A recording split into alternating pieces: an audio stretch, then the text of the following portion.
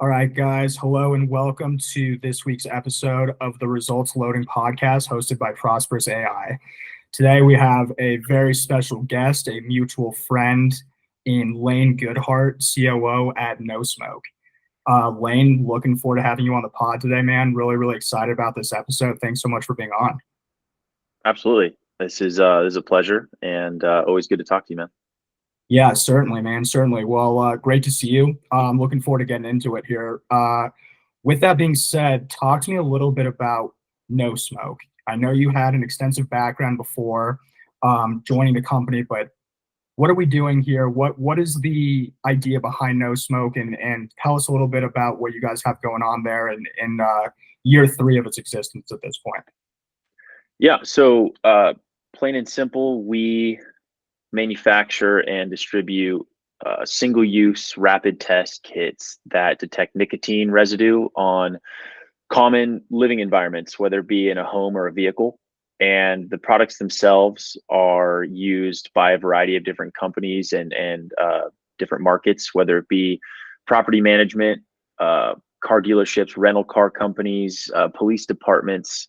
The list goes on and on. But essentially, what it does is it provides objective evidence of indoor contamination from tobacco and cigarette smoke. The evidence is very deniable without a product like ours.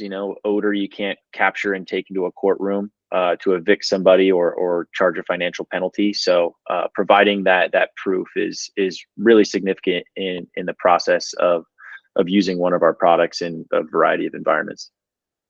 Interesting. So can you tell us a little bit about the genesis for the idea? I know you were hire number 1, you mentioned. I didn't even know that there was a market for this. And I know you mentioned, we can get into this a little later, the aspect that, you can't bring odors into a courtroom or something like that. But can you talk to us a little bit about the genesis for this idea? How did we kind of get there with the original founders, and what gap or what led them to kind of execute a company like this?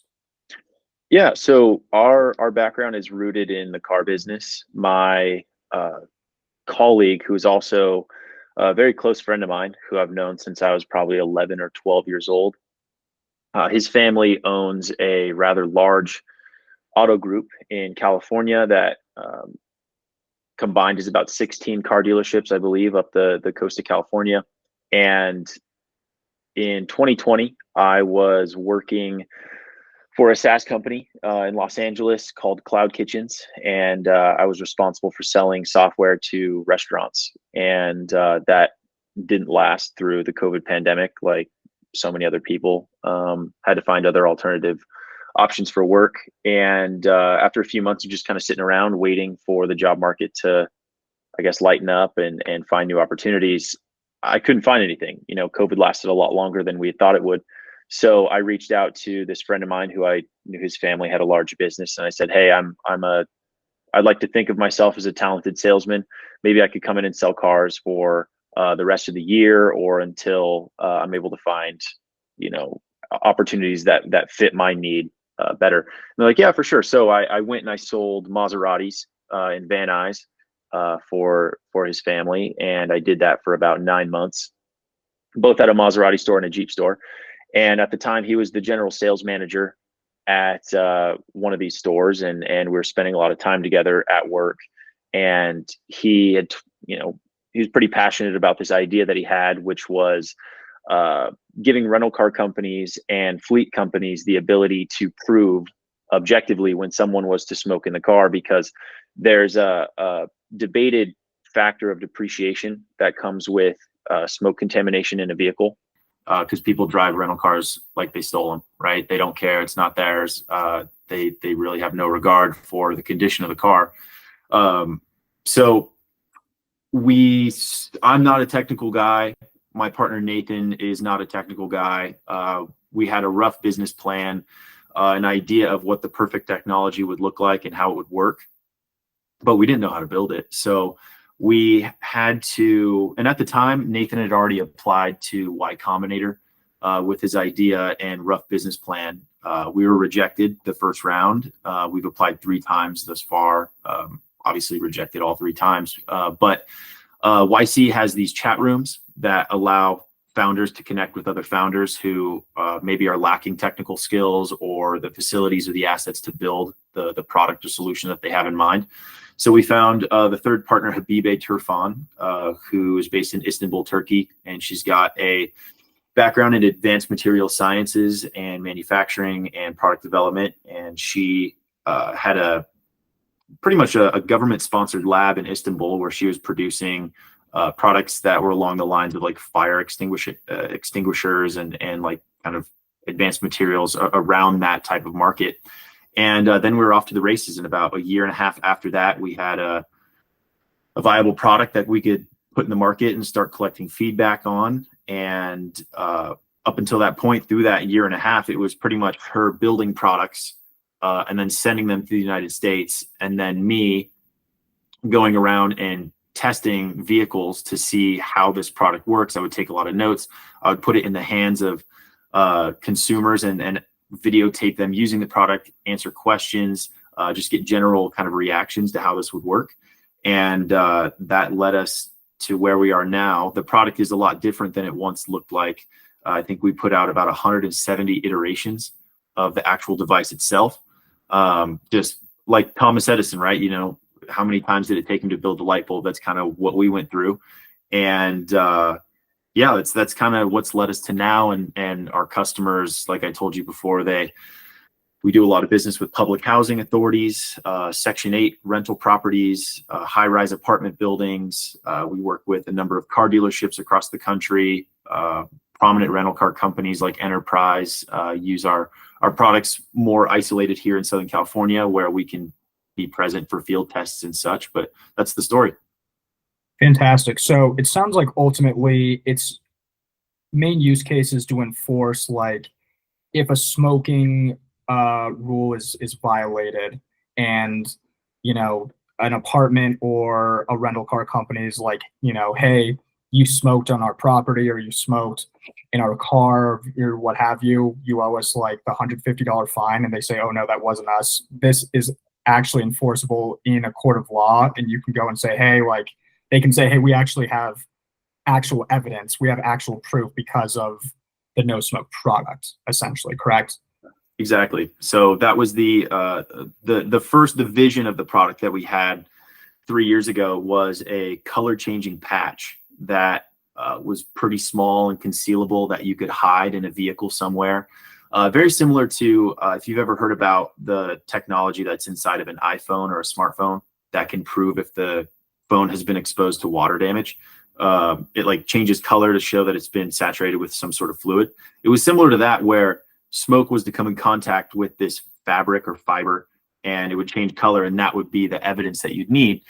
But again, not being a technical guy, I didn't know that the chemistry behind a color changing solid is extremely complex. So we had to kind of backtrack and go a different route. So yes, essentially it was policy enforcement tools around non-smoking, but we kind of went down this rabbit hole pretty quickly to learn that there was a defined term for this smoke residue known as third-hand smoke. And we're all very familiar with what secondhand smoke is. We're about the same age. We probably saw those commercials on TV, pretty graphic and scary. So we like to think that third-hand smoke is the next generation secondhand smoke, which is environmental contamination.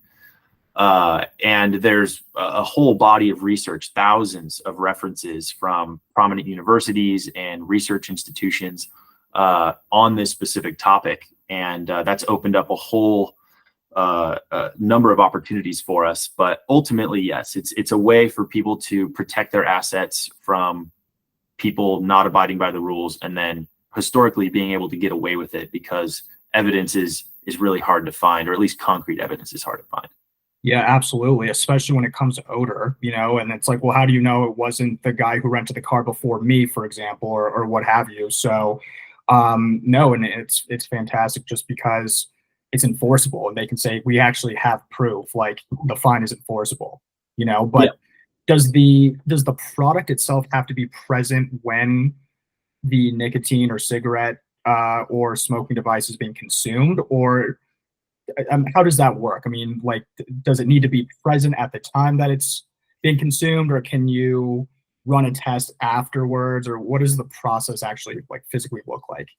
Yeah, so the product, the technology that we deploy is similar to any rapid at-home test that you would take, that you could buy at like your local pharmacy, or that you would be asked to use at like a doctor's office, right? So think about like a pregnancy test or a drug test or even a COVID test, which everyone's very familiar with now. We're testing for a specific analyte, which is cotinine. It's a metabolite of nicotine, along with a higher degree of nicotine along with that. And it requires a small amount of fluid that you saturate. Actually, I have the product right here if you want to see it. So there's a cotton tip here, and you're going to find any surface like this one behind me. And almost like a Sharpie or like a pen, you're going to collect a sample with a fluid saturated cotton tip. You plug it in down here, and then just like a pregnancy test or a COVID test, you're going to have a result here of 1 or 2 lines. It's super straightforward. We wanted to make it as accessible and affordable as possible. Results are available in 5 minutes. And to answer your question, no, it doesn't need to be there at the time of exposure. The whole point is to go in afterwards and use it as an inspection tool to make sure that, you know, during the time of that short-term rental or during that lease period, they, you know, followed the rules around non-smoking. Right. Okay. So I get it now. So the initial, one of the previous renditions of the product, you had to, you know, you hide something small in the vehicle or the apartment or something, but now you can just go and rub that, you know, the cotton tip on whatever, and it'll be able to tell you in like 5 minutes, like you said, yes or no. And so are rental car companies and apartment buildings and whoever else may be using the product, is this now part of their corporate process? Like every single time a vehicle gets returned, or every time a new lessee comes in, they go and they take a swab of the property to ensure that the rules were followed and they're, you know, to enforce their policy essentially? Yeah, you know, we're not at the corporate level of any large type of like Fortune 500, Fortune 100 rental company. Right, but like for enterprise, for example, you mentioned they're using the product, correct? Yeah. Like, are the enterprise companies because are you working with specific branches? I assume you don't have not every enterprise in the entire country isn't using this yet, I would imagine. Yeah, so we have good relationships with the LAX enterprise rent-a-car branch, which is the largest in the world. The actual rental car market around LAX is the largest in the world. I mean, more cars are rented in Los Angeles around the airport than anywhere else. And fortunate for us, we're based in Southern California. And through these relationships that existed prior to us starting this company, through my business partner's family business, you know, with car dealerships, it was an easy bridge to, you know, have those first conversations and meetings.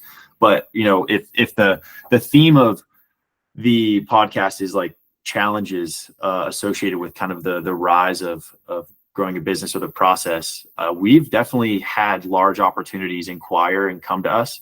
But one of the most difficult challenges that we've encountered is manufacturing at scale. You know, there are people who say, hey, I want to buy X amount of products, but we just don't have the capacity or the capital to make that many.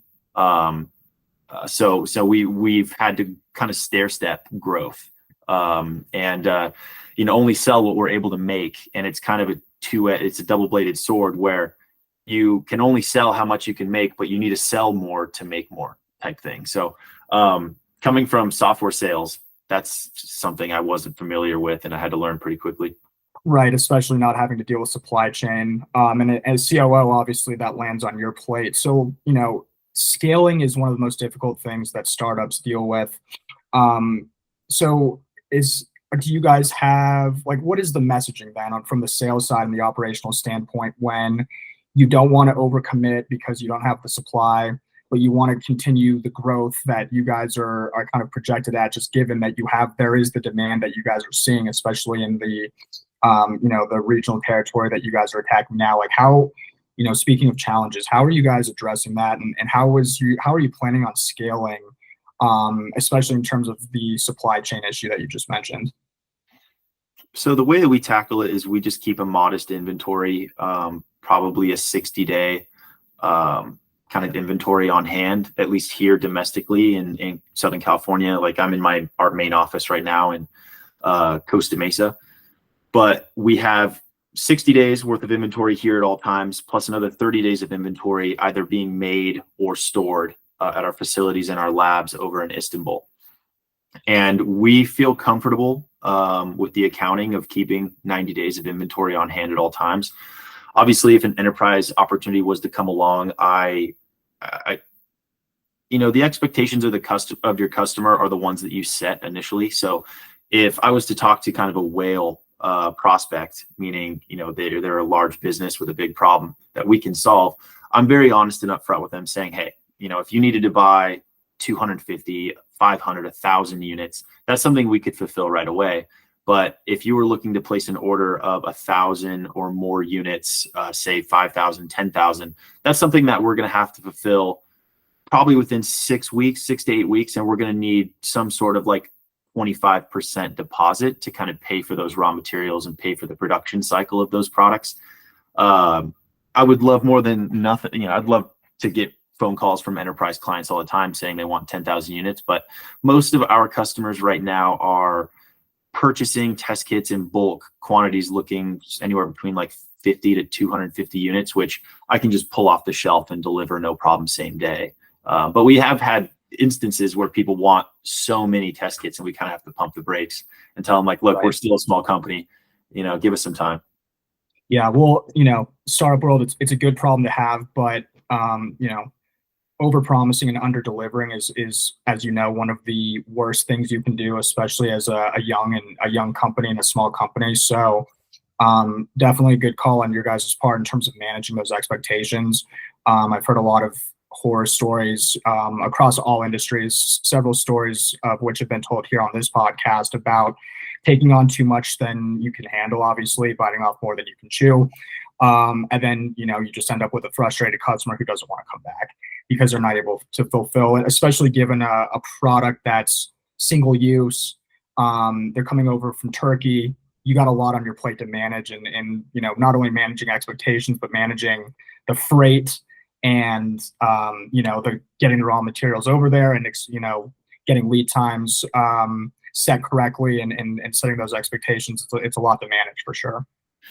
Yeah. And coming from just, my background out of college, being account executives at a few companies before kind of jumping into this little project, as a salesperson, you feel comfortable stretching the truth a little bit because you have a customer success staff that's going to onboard them, walk them through all of the product features and take those phone calls. If maybe a feature that obviously I'm not lying to customers, but sometimes you do everything that you can to, make the deal and close the opportunity and then just hope that customer success can kind of nurture that prospect and now converted opportunity. But when I'm overseeing pretty much the sales cycle from start to finish, I am very, very honest with what our product can do and how it's used. What I talk to customers about is because they ask a lot of questions looking for the all-around super solution to their problem, which they've been dealing with for decades now. I'm very honest with them and I say, look, this is a $25 presumptive single-use plastic test kit that is going to give you a positive or negative reading based on the presence of a very specific chemical. This isn't going to, win every court case. I'm going to need your support on this as well by collecting, evidence of every warning that you've issued, every conversation you've had with the tenant. I need you to document obviously when the car was rented, when it was returned, the condition before and after. Like I can't deliver the all-around solution for you. I'm going to need some support. We're going to have to work together. But the more data you have related to this issue, I think the better you're going to be off. Of course, because ultimately at the end of the day, Knowsmoke is helping the customer with like assessing those fines successfully, correct? Yes. That's ultimately the goal, is that they're relying on you guys for that extra mustard, if you will, in terms of the evidence in order to get those fines pushed through when policies are violated, right? Exactly. It's we put as much diligence and research and time behind the production of every unit. We can boast about a 99% accuracy rating. We can boast about, the scientific scrutiny that, our products have gone through to get to this point. We can talk about all the partners and retailers that trust us with our product. But then at the end of the day, it's not going to solve all of your problems. It's going to solve a very specific problem in a very niche corner of the market, which I'm very satisfied to own at the moment. Yeah, and I was going to say incredibly niche. I mean, is there anyone else who's doing anything similar to this, remotely similar to this whatsoever? Yeah, there are a number of companies out there that we've kept our eye on that we would consider competitors. But at the end of the day, they're not really. No one owns market share right now. Everyone's got kind of their own version or iteration of a solution. I'm biased. I think we have the best solution for go to market. The other solutions that are out there are almost like science. It's like science kits that you would buy your son or daughter in the 5th grade, right? It comes with a petri dish, a Q-tip, some latex gloves, and like step-by-step instructions on how to pretty much tape off a 10 by 10 centimeter square surface in a house or a car, use the Q-tip, then put it in the petri dish. Then you mail it off and you wait 2 weeks for them to run analysis on it, and then they mail you the results back. Obviously, those results are going to be very accurate, but decisions are made in an instant in most cases, especially if you're buying or selling a car, renting a home, evicting a tenant. You can't wait 2 to 3 weeks for those results. And ours is the most affordable and I think accessible for any end user, which I think is a big deal and a huge accomplishment. Yeah, major accomplishment and definitely a big deal, especially in such like a specific and niche market that you guys have your little sliver of over there, which is obviously, as you mentioned, a great thing. And I want to kind of go back to something you mentioned earlier about the rigorous testing. You mentioned Thomas Edison. You guys have gone through like a few hundred renditions to get to the current product that you guys have, which remind me is called what now? The Ion something, right? Yeah, so we have two products right now available for sale. We have a vehicle specific product, which actually I have behind me here. This is kind of our flagship product. We called it Ion, which is more of an internal identifier. But when you see it advertised or marketed online, it's a vehicle specific nicotine surface test. And it's used to, it's not a very versatile product, but it serves a very specific purpose for the automotive industry. It detects nicotine residue in the fabric headliner above the driver's seat of in the vehicle. And it's not going to work on any other surface. This is the first product that we came to market with because we were aggressively trying to tackle the automotive market with this product. And then the one that I showed you early on in the call was this is our at-home solution, which can be used on a variety of surfaces in any household: vinyl, metal, glass, drywall, and you can use it on your ceiling, on a ceiling fan, on a countertop, piece of furniture. It's much more versatile and it's actually more affordable as well because it's about half the size. Interesting. So much more universal, and it's also an interesting point that you guys were really dialed in on the vehicle market and initially rental cars and used cars. And then when was the realization when you guys were like, this can be applicable to a bunch of other industries as well? I mean, we're talking like affordable housing, apartments, you kind of name it. When was that aha moment when you guys kind of were like, we can expand out of the automotive as well and really take this thing to market across several different industries? Yeah, I think that moment came day one when we were putting together the business plan, right? And we identified that there's easily over 1 billion living spaces, whether it's a car or a home, public transportation, that can be contaminated with cigarette smoke. And not just that, but places where people are not allowed to smoke, but they do anyways, just because of the deniability and how easy it is to get away with it. But it was a matter of leaning into our comfort zone, which looking back on it, I think could be viewed as a mistake. I don't think being in your comfort zone is always the best thing for you and for growth.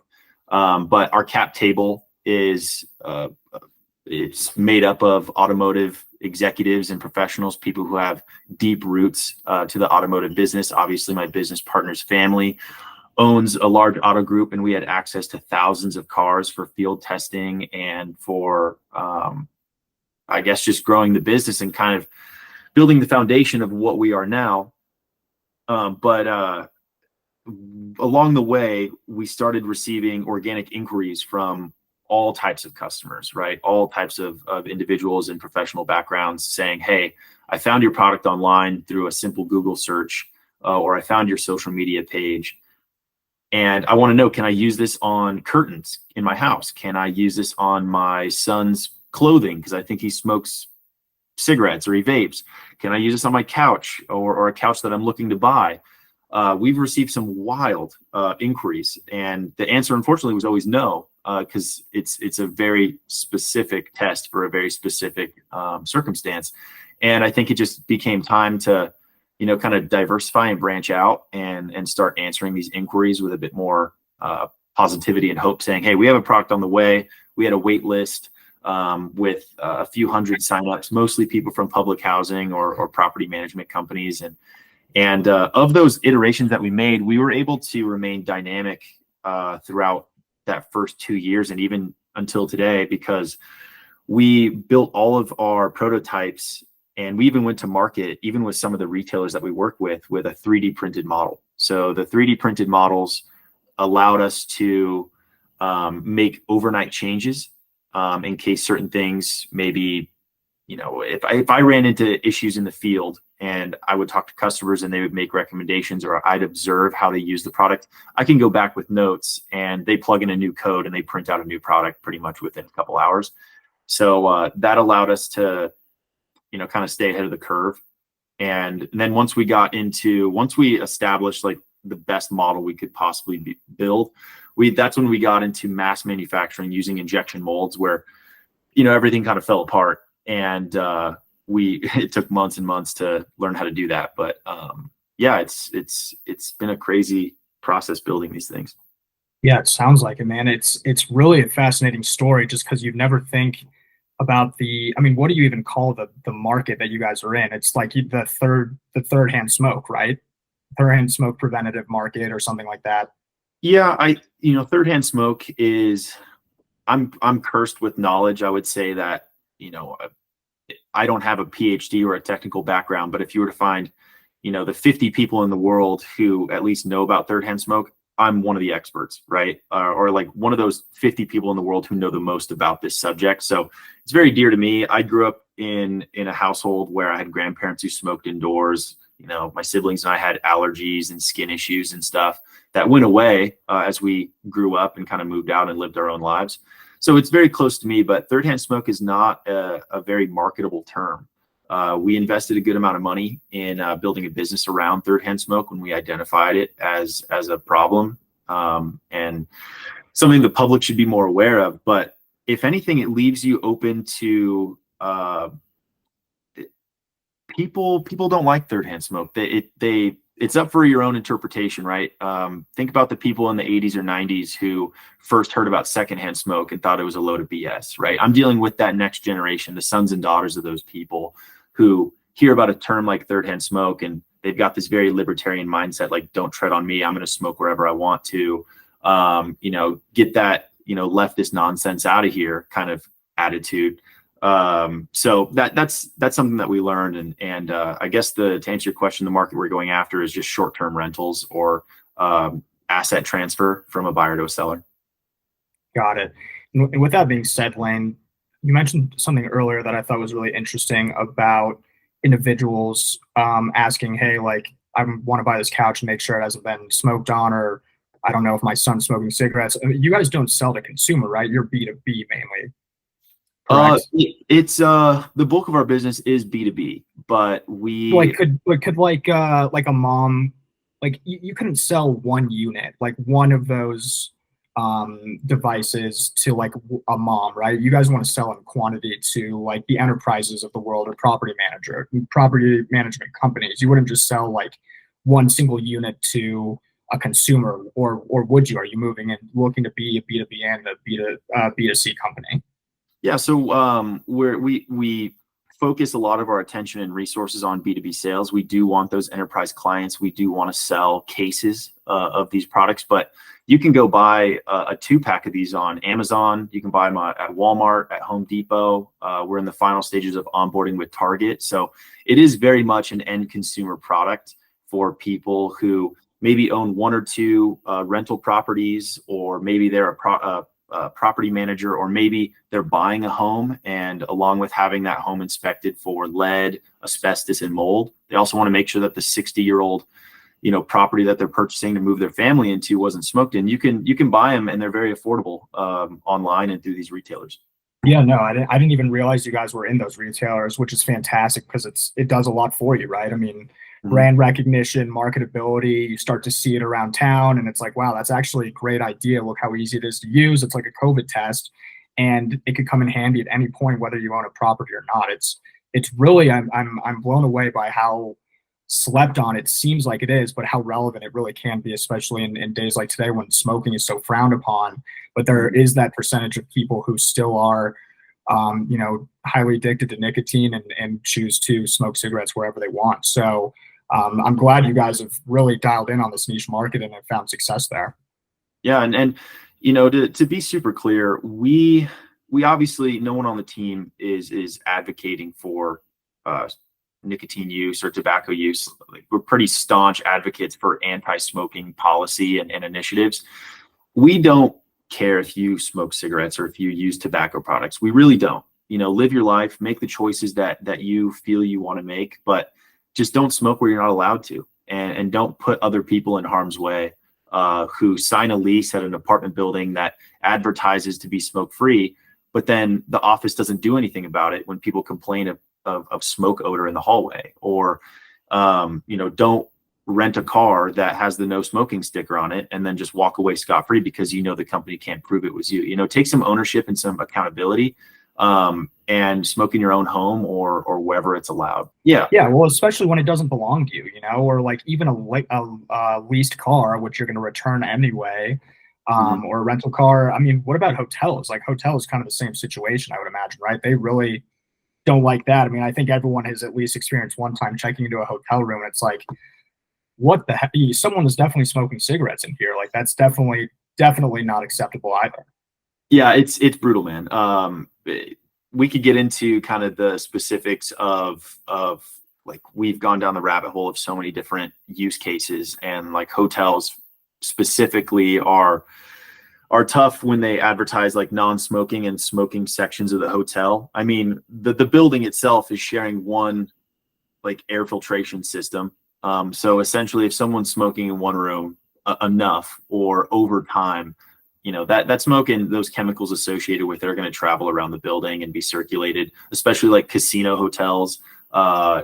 It's tough, right? And it's definitely a challenge that they face. And I try to look at customers and find, what examples or anecdotal evidence from my experience in the field, talking to customers and working with customers, what is going to resonate with them the most. Some of them, it's more of I want to protect my tenants and my customers from this. Obviously smoking's bad for you, harmful chemicals, third-hand smoke type customer who's aware of the term and is a little, is afraid of it. And then I have the customers who run a business and the bottom line is most important to them. And, this could be a very financial decision for them, to where if people are smoking in your building or in your rental vehicles, it accelerates the depreciation. And then at the end of the day, you're just left with a very tarnished, ruined product. And you want to prevent that from happening. So it has as much value on the market as it possibly could, because people followed the rules and took care of it. You're not going to let people kick holes in your wall. So why would you let someone smoke indoors? No doubt, Lane. Well, I think that's fantastic. Just to wrap up here, I want to just applaud you guys on the success you found in such an interesting and niche market there, protecting the people who kind of need a little bit of extra help and didn't previously have access to that protection, especially when loading out their assets and property. And I think it's a really important conversation and a really important product. So thanks so much for sharing a little bit into look into what Knowsmoke's goal is and what we're trying to accomplish here. I really appreciate it. If you have anything else to mention, right now. Love to hear it. Yeah, I think just the ultimate message, I think, of your podcast, as we were talking about, is the hoops and challenges that you have to, or the hoops and hurdles, I guess, of starting a business and building a market around new ideas, or at least just optimizing an existing process or product to make it better, to solve more problems for your customer. It's a challenge. 90% or more, probably 95 to 99% of startups fail. But if you really believe in what you're doing and you think that there's a place in the world for your product, it may take a year, it might take 10 years, it might take generations, but it's definitely worth it. Just keep grinding away, and 1% better every day. And that's all I can really say. That's the message, right? Is, your product may not make, or your company may not make money for a while, and hopefully you can find people who believe in you and are willing to invest in it, or at least you just dedicate a little bit of time, day by day, week by week, until you do have something that you can put in the market that people are willing to pay for. So there's no rush. It's not a race. Just, keep believing, keep grinding. That's the mood. That's the vibe. Absolutely, man. Well, thanks so much for sharing. I completely agree with you. The stuff that you're doing out here isn't easy. It takes a long time. And I genuinely believe that you guys will continue to expand and scale with what you're able to manage, as well as grow exponentially as time allows. So congrats again. Rooting for you guys, and really appreciate the time. Thanks for being on the Results Loaded podcast.